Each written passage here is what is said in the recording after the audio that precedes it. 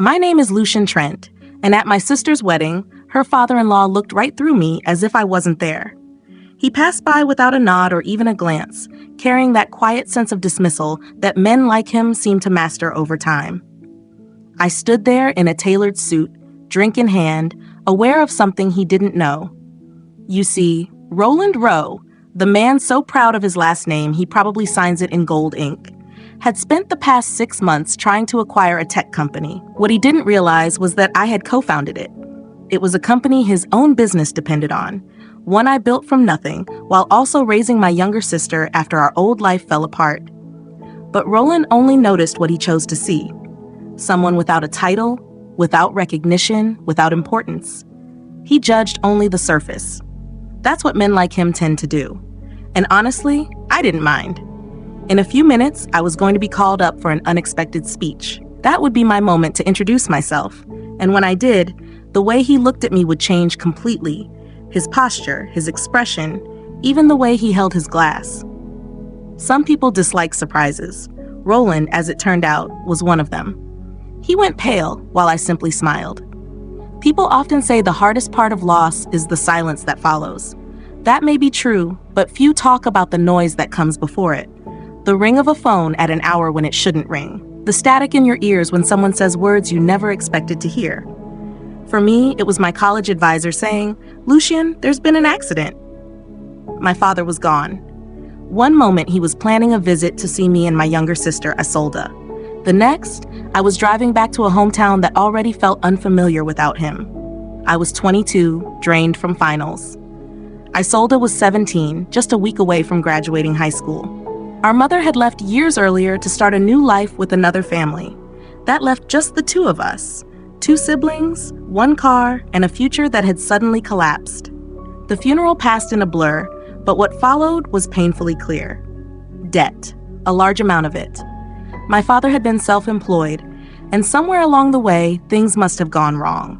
Loans, missed payments, financial pressure, he had likely tried to shield us from it until the very end.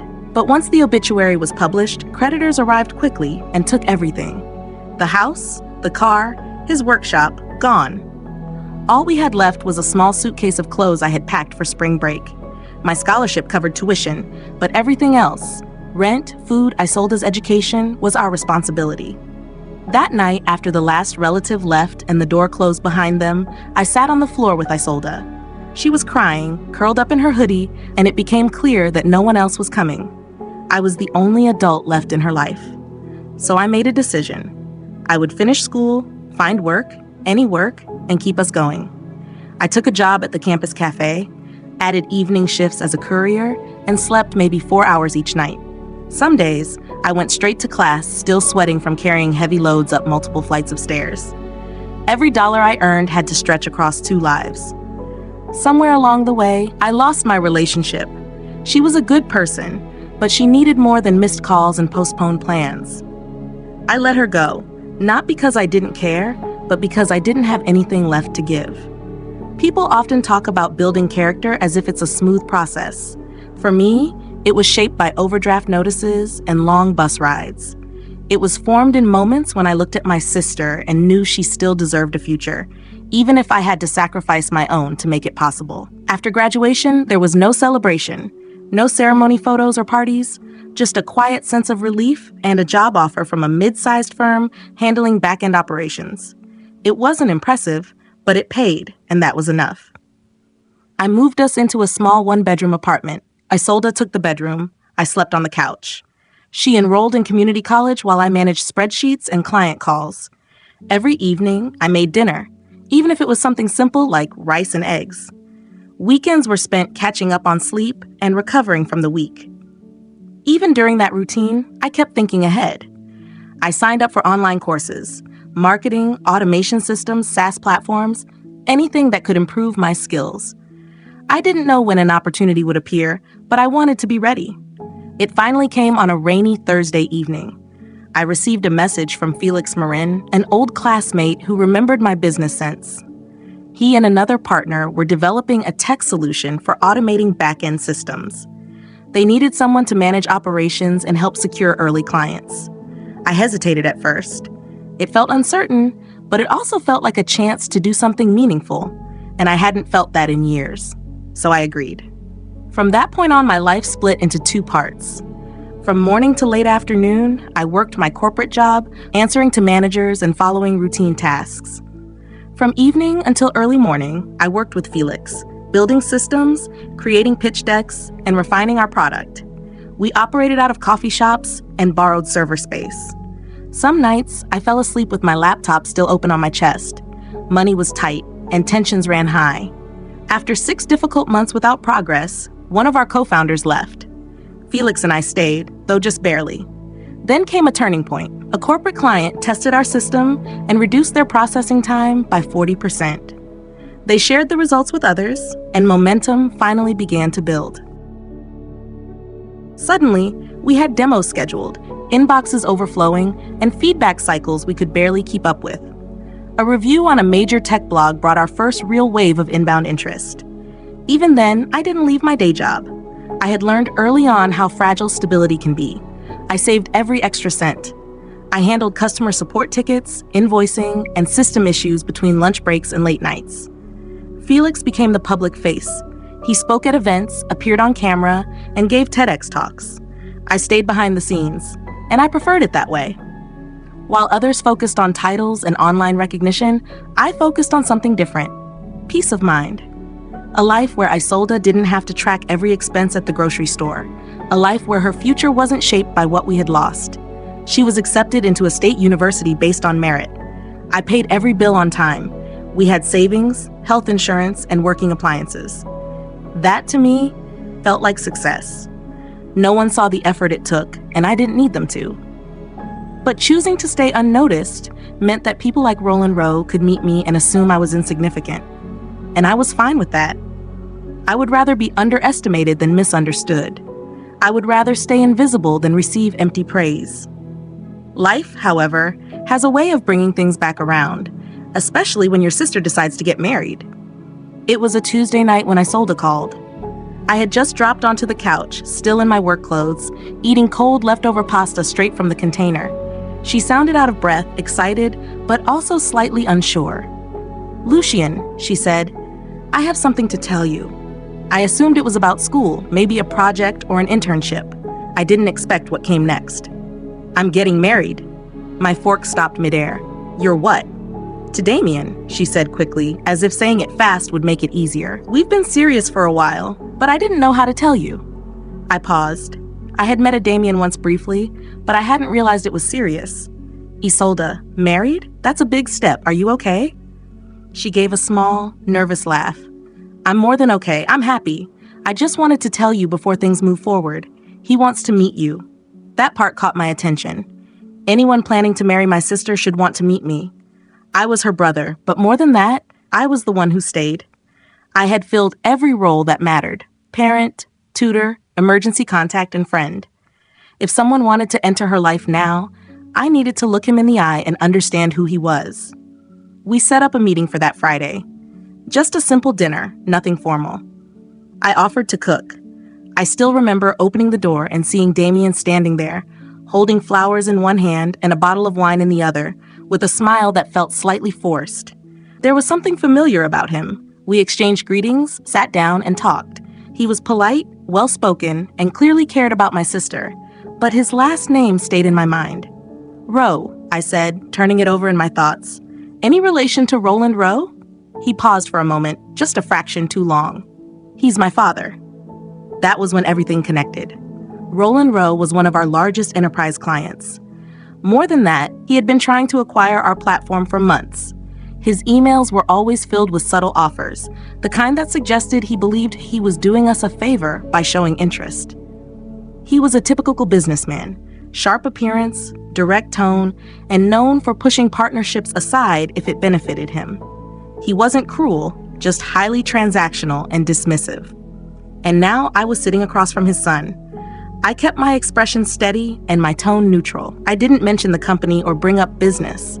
This was about Isolda. If Damien was a good person, I would find a way to handle everything else. Later that evening, Isolda pulled me aside in the kitchen.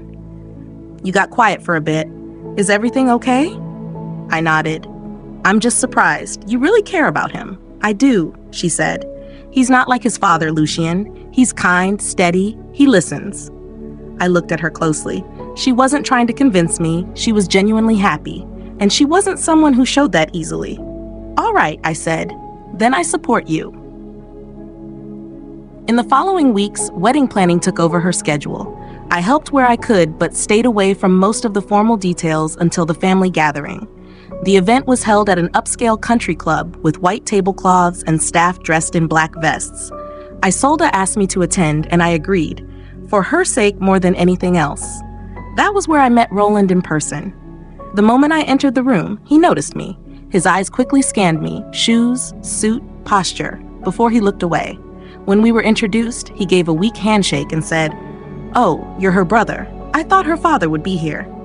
I looked at him calmly. "Our father passed away years ago."